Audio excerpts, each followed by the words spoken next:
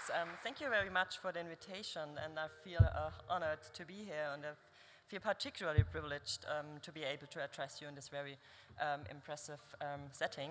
I'm not able to see you, but maybe it's, yeah. The topic I'm talking about today, the multiple dimensional entanglement of restriction on religious diversity, a Myanmar case study, is based on the findings of a 5-year project on religious diversity in Myanmar. From 2015 to 2020, I was frequently in Myanmar and conducted interviews with different religious actors in several regions. In the final analysis, I had over 100 interviews with Buddhist, Christian, and Muslim religious leaders and political activists. I also visited and lived in several religious communities there. The key issue of this research was to find out how Buddhist, Christian, and Muslims deal with religious diversity. The focus was on the following questions. How is plurality perceived and dealt with in religious field itself? And in what way do social and political constellations, as well as cultural influences and historical patterns, shape how religions react to processes of pluralization and plurality? My talk today is divided in 3 parts.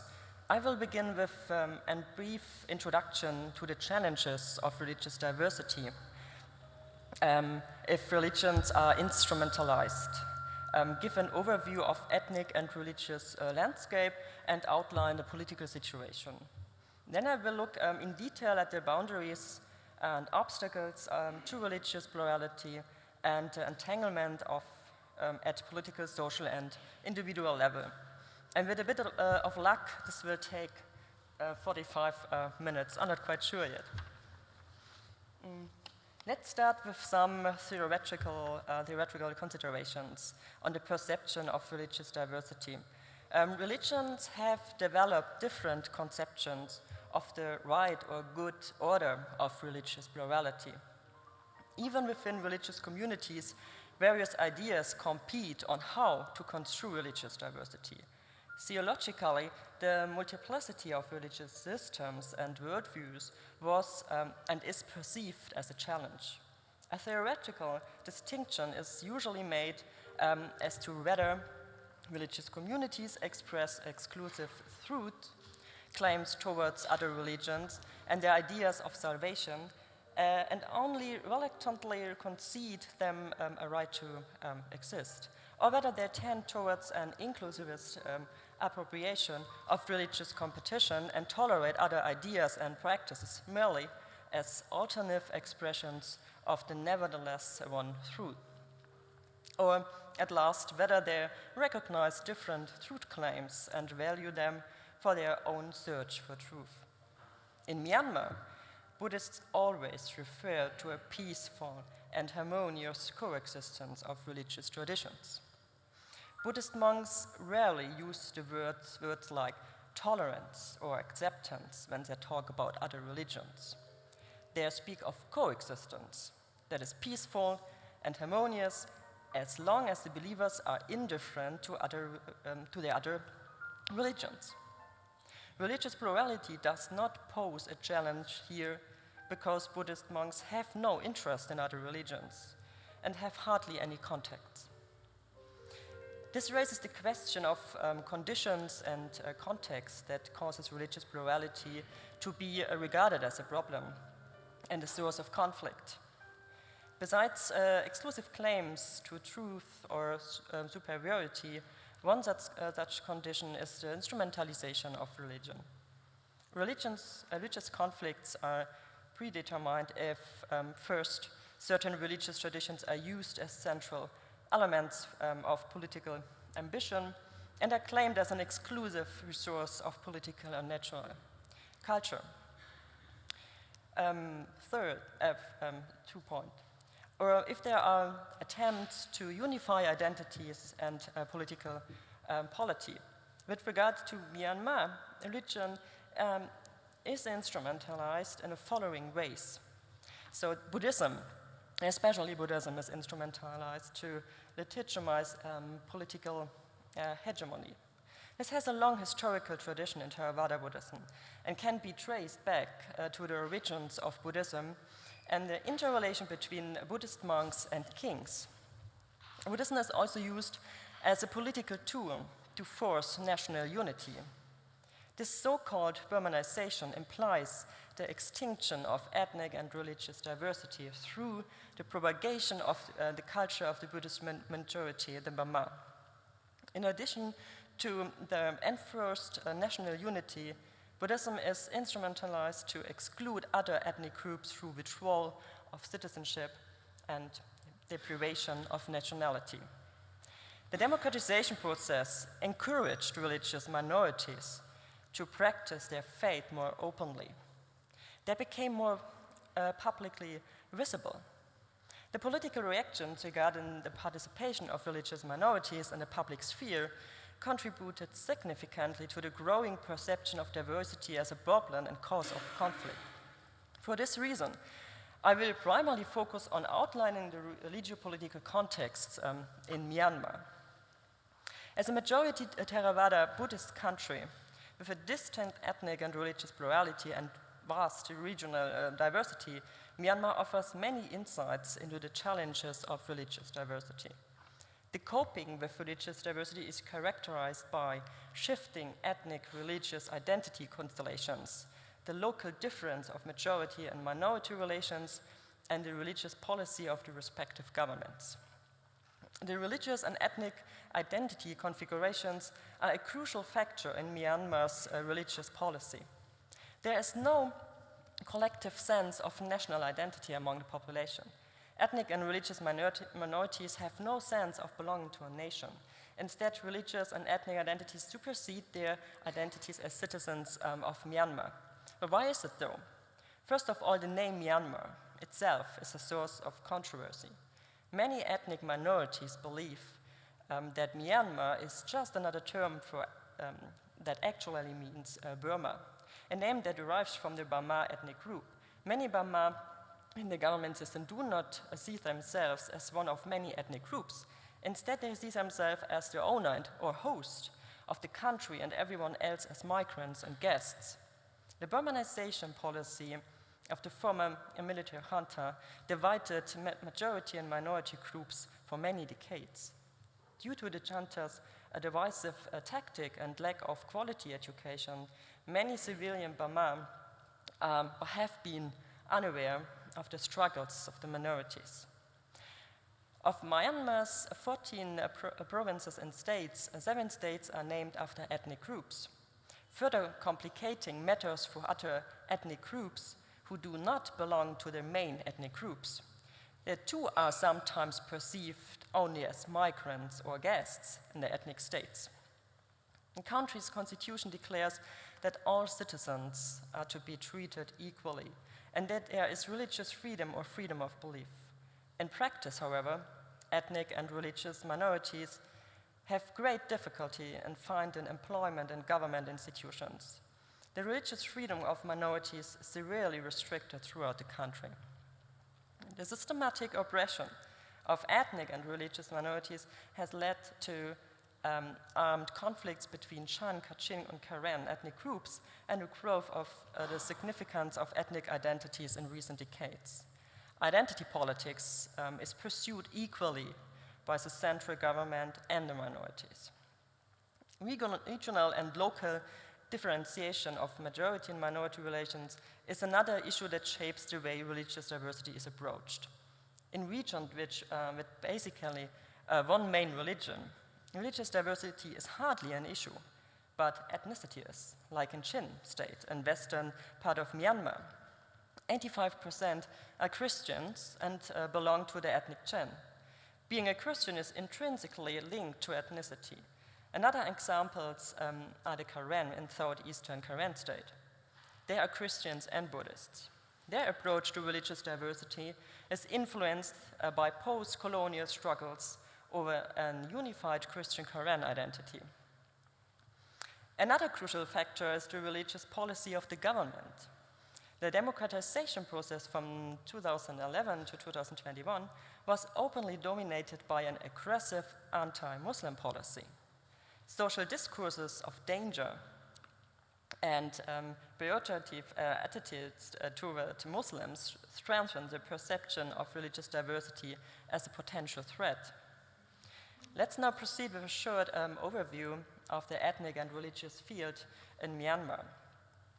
With the census, with the 1983 census, the military government did introduce a new scheme for categorizing ethnicity, a list of 135 ethnic groups.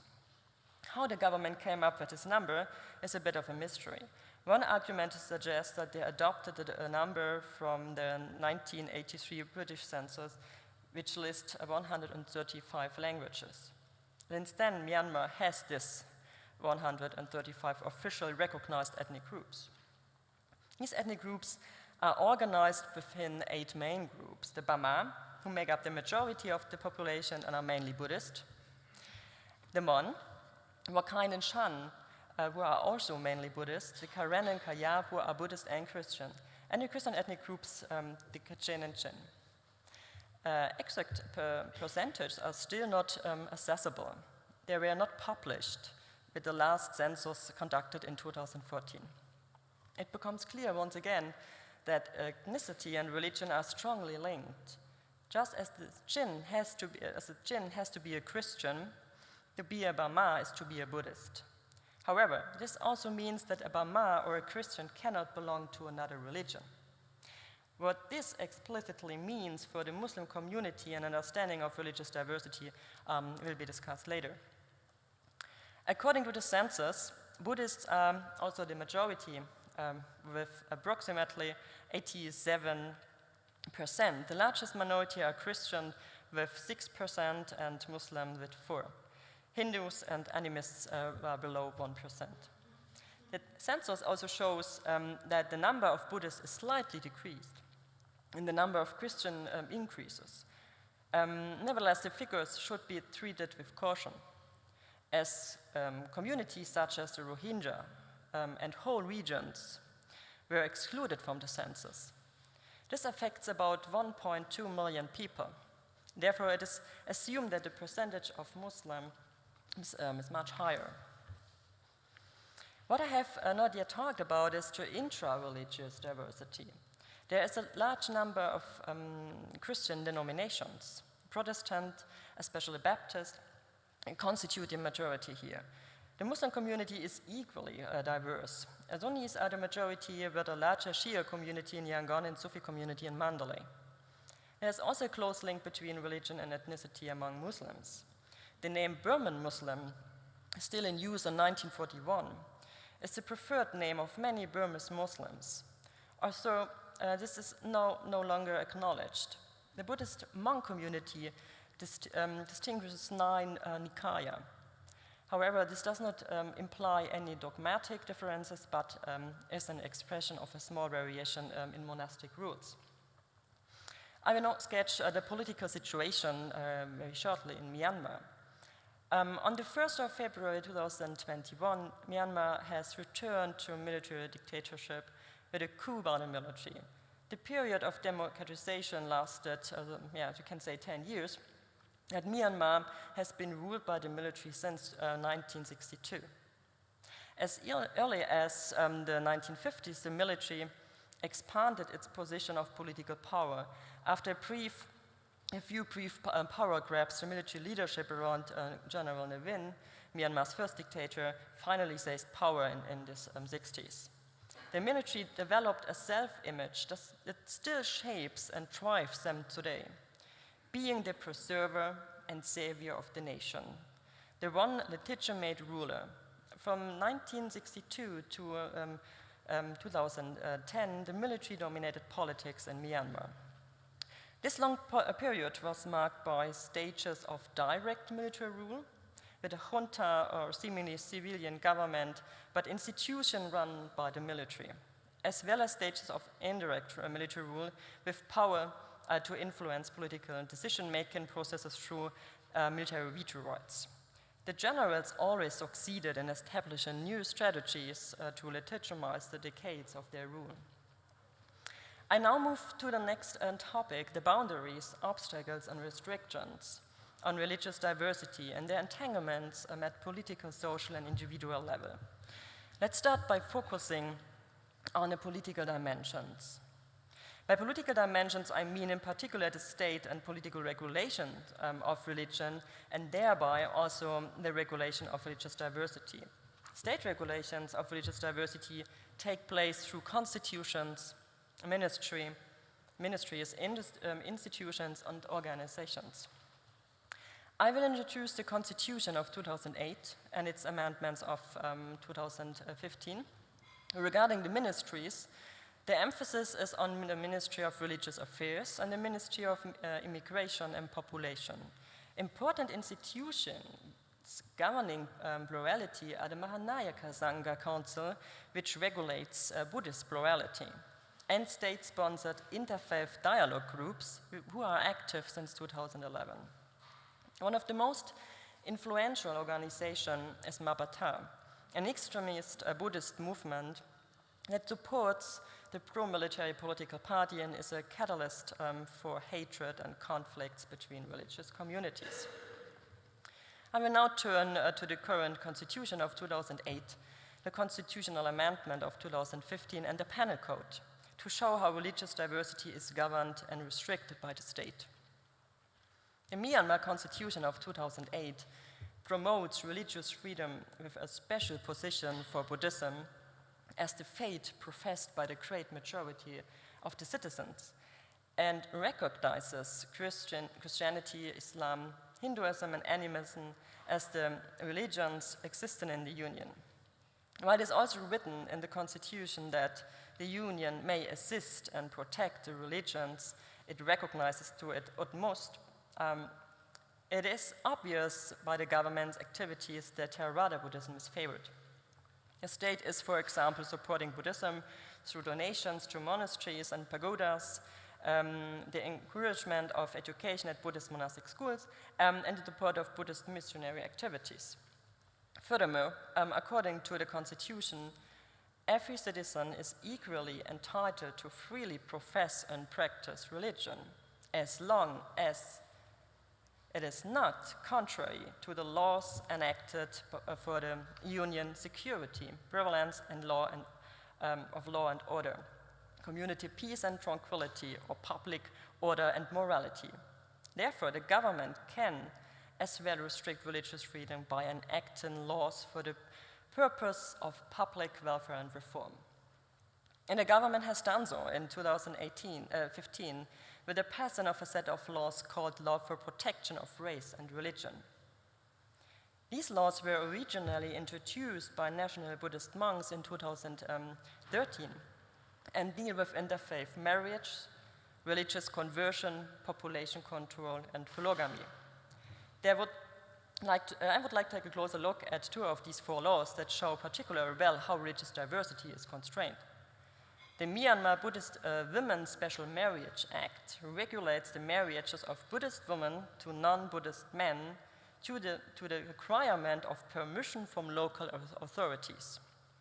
The religious conversion law requires that a Myanmar citizen who wishes to change his or her religion must obtain approval from a newly established registration board of religious conversion set up in townships. The person must also undergo an interview and engage in religious study for a period of 90 to 180 days. If after that period the applicant still wishes to convert, the registration board will issue a certificate of religious conversion.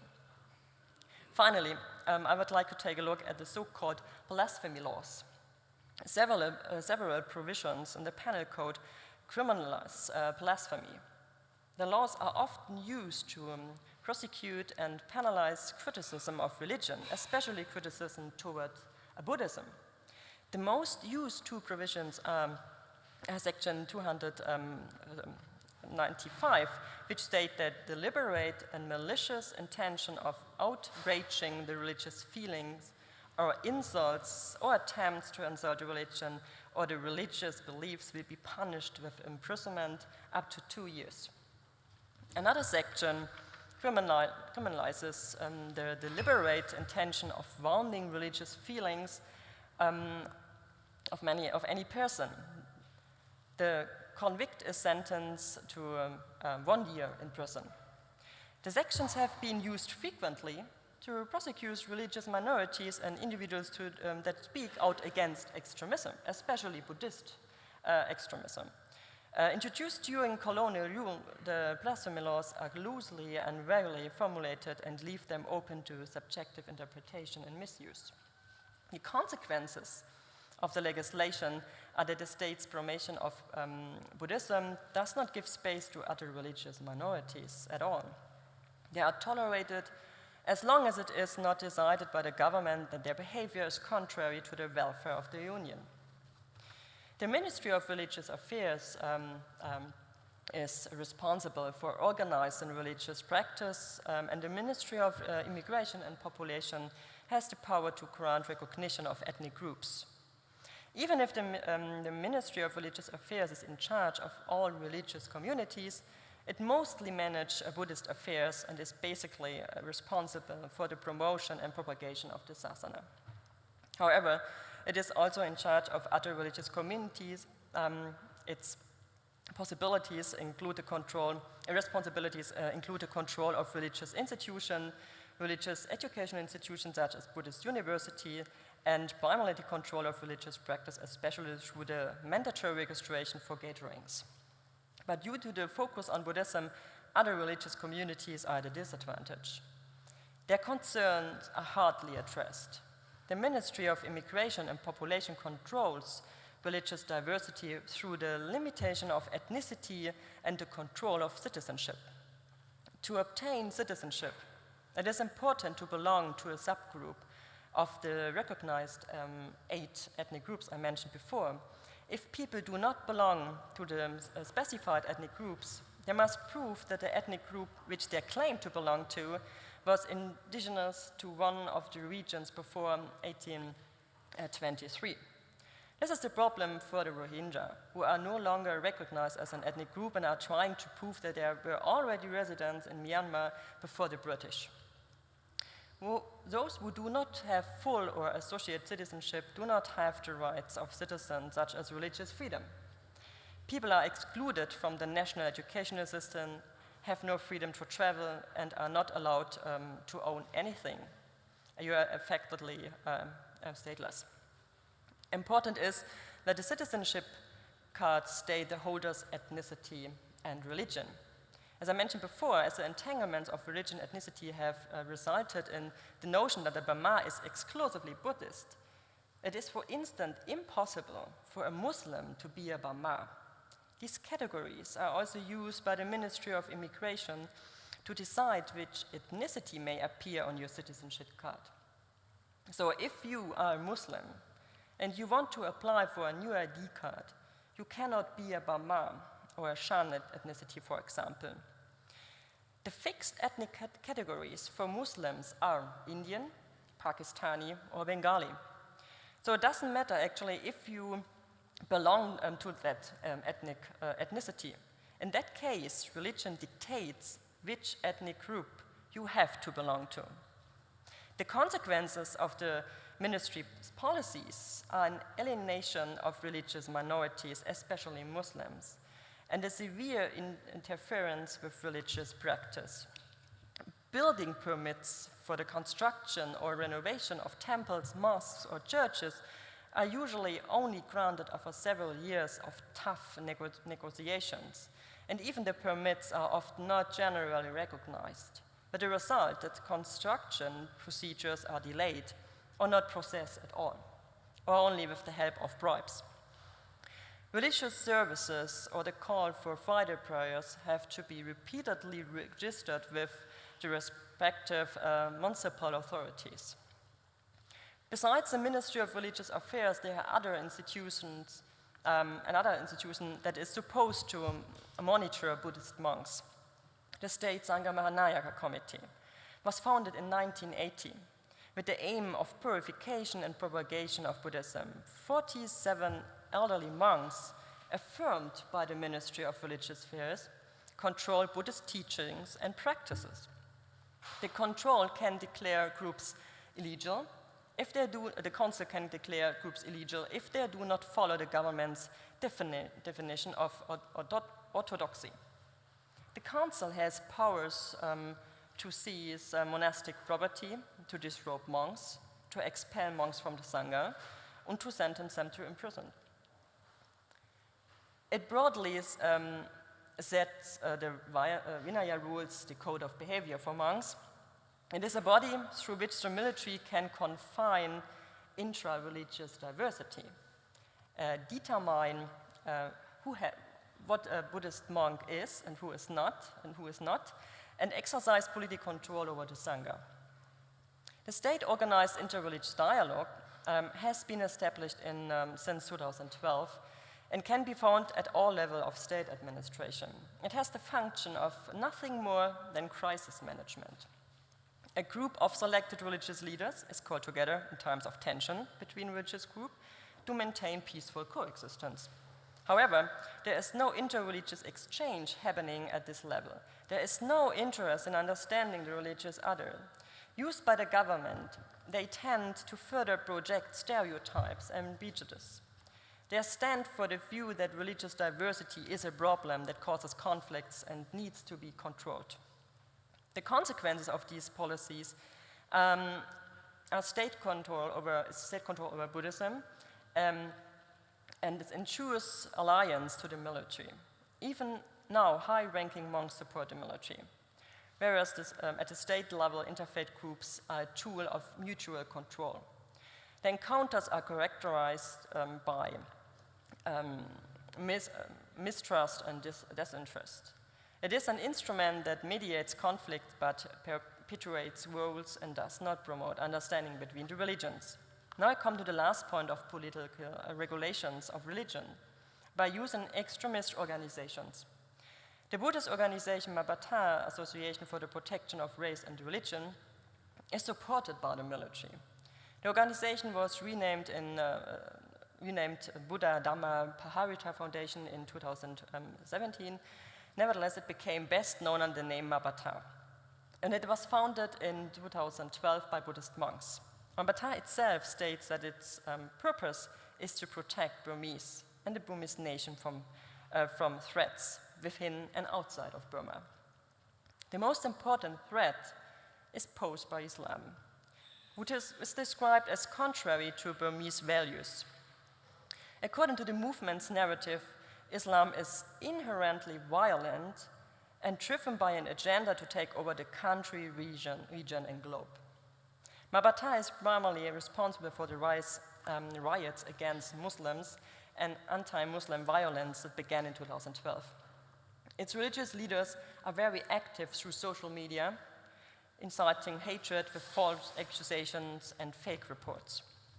The sentiments against Muslims stirred up by Madlen has repercussions on other religious communities.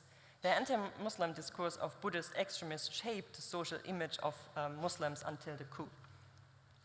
To summarize in some sentences in the last minutes, the state clearly gives preference to Buddhism. And even if Buddhism is not a state religion, but it is promoted, it means that Buddhist monks are more visible in public than other religious communities. Nevertheless, the military government has created institutes to control Buddhist monks and keep them out of politics. One reason for this is the social influence of the Sangha. In the past, Buddhist monks headed and supported demonstrations and revolts against the military regime.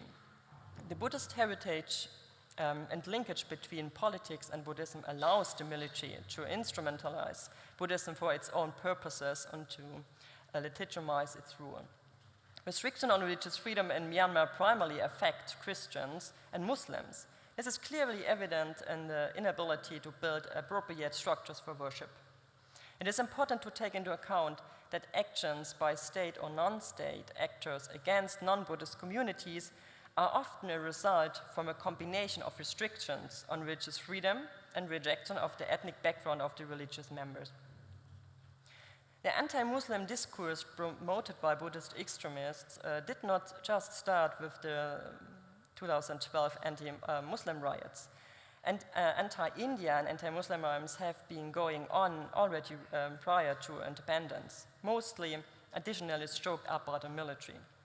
The new development is that the anti-Muslim discourse is overshadowing many discourses on religiosity. Furthermore, the marginalization of Muslim communities has increased as other religious minorities have become more distanced. The social and individual dimension are difficult to distinguish from the political, as all dimensions are interwoven.